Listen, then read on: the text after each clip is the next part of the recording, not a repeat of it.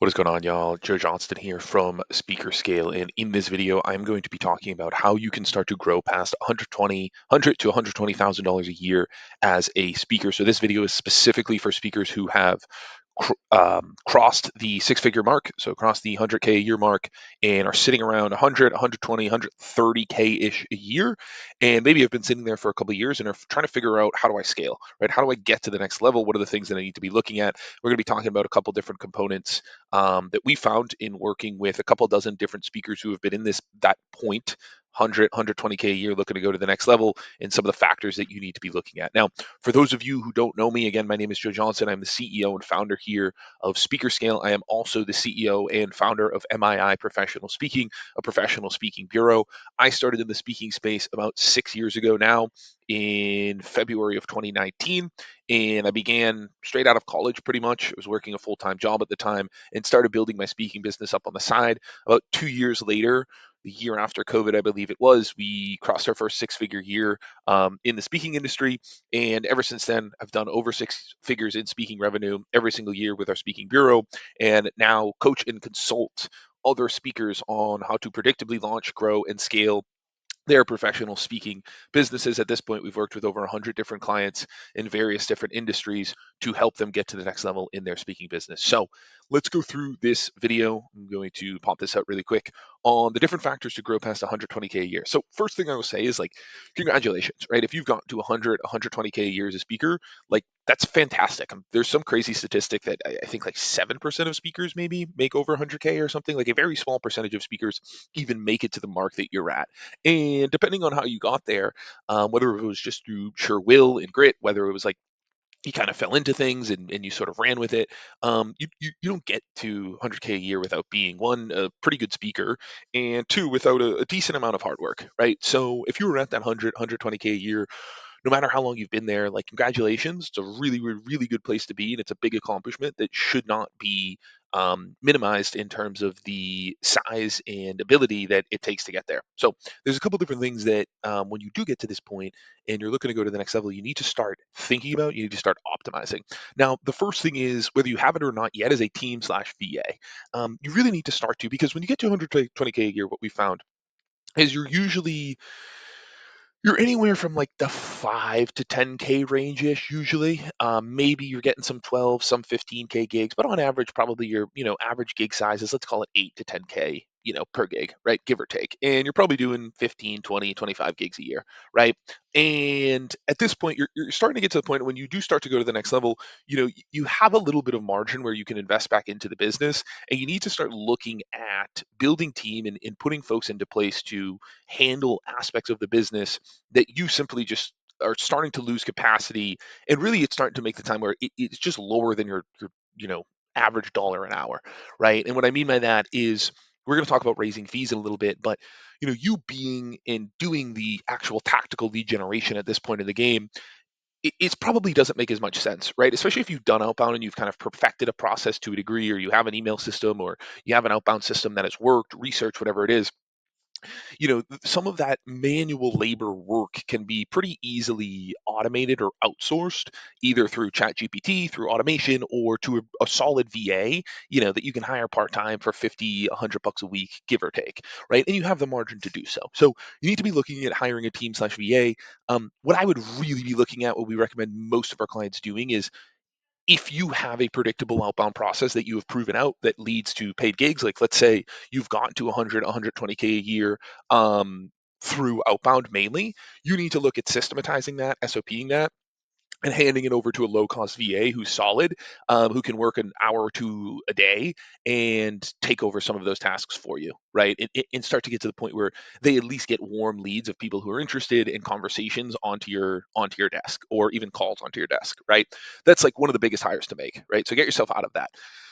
The next thing that you're starting to look at, another thing that you could look, by the way, at, outsourcing, depending on, again, what the load is, and this could be the same VA, this could be like a different, just super part-time VA, is someone to handle some of the paperwork. So it's like, you're going to stay in sales for a while, right, as a speaker, but you could look at someone to handle, like, the second a deal gets closed, hey, send the paperwork over, that whole process, being on some of the pre-event calls, handling some of the logistics, the travel, that kind of stuff, in addition to the lead generation and those tasks. The second piece of the puzzle is new markets and industries. So depending on where you're at, what we see most clients at this level is like they've maybe been in the education space, they've been in the nonprofit space, they've been in the college space, whatever it is, and they're looking to not necessarily, leave that space, but grow into new markets, right? They're looking to get into the corporate world, they're looking to get into the association world, and they're looking to expand into new markets and industries. Now, the biggest thing that you're going to face when going into new markets and industries is, at least for the first couple gigs, is the marketing and the social proof that you have in that industry, right? So if you've been a long time college speaker, it's great. You're a good speaker. You probably have some good marketing materials if you're at the six-figure mark. But the thing that you lack is actual social proof in the corporate realm and arena.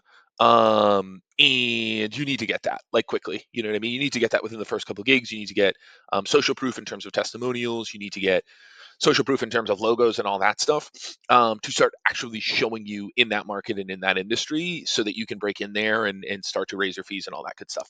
Third piece of the puzzle is actually raising your fees. So again, especially as you're going into new markets, you need to start raising your fees. Now, a part of raising fees is obviously your ability on stage. Again, if you've gotten to this point, you're probably pretty good, but we also need to be having conversations with people that actually have the fee. So part of the reason why a lot of our clients will start to move into new markets and industries is because they've kind of gotten capped out on fee in their own, market and industry, right? Whether they've been in the college market and, they're getting capped out at whatever 6, 7K, they're looking to get to the 10, 15K mark. It's like most of those colleges in that industry just simply don't have that consistently. Whereas, that's a pretty average standard price point and budget point for a lot of folks in the corporate space. So you need to be looking at raising your fees. You need to be looking at, again, having the lead volume to feel comfortable raising your fees, understanding that, like, this is where I really think when you get to this point, you start to switch a little bit. You start to switch your frame on the deals where it's like you can't need the deal more than the deal needs you, and you have to be willing to walk away from deals at this point and have a bottom line on your fee. You're already making decent money, and again, if you have systems in place, like, you should have some consistency there in terms of gigs that are coming in, and you need to be willing to walk away from deals and raise your fee and hold true to that, knowing that, like, you're still going to be able to eat next week if you decline a gig that's lower than your regular fee. Another thing that a lot of folks start to look at this area is, I think you start to get to the point where you're saying, okay, look, I'm at 120K a year.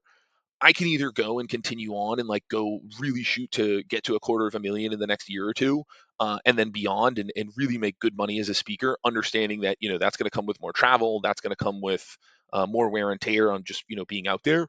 And or do I want to start to diversify my income? So if, 90% of your income has come from the for the 100, 120 has come from speaking, do you want to have a back end offer? Do you want to look at, hey, maybe I fire up a group coaching program? Maybe I fire up a membership offer for speakers or for, mental health, which is my topic area. So you're starting to look at back end offers, upsells, retention. So this is back end offers for, like, the audiences you serve. The other thing to look at is, do you have upsells for, like, meeting planners on post event calls, right? Is there, hey, I do this and then I have a virtual presentation afterwards, that we can do for 3K or 5K off of this in a couple months. Do I have further consulting work that I like to do with my clients that I work with? So it's just something to think about. This is not, needed for everyone, but at this point, it's, is there a back end offer? Is there an upsell? Is there a retention? Obviously, with all of these things comes a whole new set of problems and systems that you have to build out. So it's not a decision to be taken lightly. Now, again, if you want to just be a full time speaker and grow past 120 and get to 200, get to 250 a year, and just travel more, raise your fees, all that stuff, it's totally doable, and certainly something that you can do, and is a great life, and many folks have chosen, and, go make good money and have good impact and just keep honing your craft. But you might be thinking at this point, hey, I don't know if I want to be traveling this much. I don't know if in 5 to 10 years I want to be on the road this much and really want to grow this out. I might want to diversify my income a little bit. The last thing that you need to start doing to grow past 120K a year is start to become a data driven real deal CEO, right? Like, getting to 100 to 120K a year as a speaker is, like, most of us just grunt our way there, right? Like, I was talking to one of my clients the other day. It's like, man, you can just bully, especially if, like, you're in the college space or education space, like, you can just bully your way to six figures, right? Like, just hit the phones, like, follow up with people, like, do it all yourself. Like, you're hungry, you need to get gigs, you need to pay the bills, and, like, you can just grunt your way there.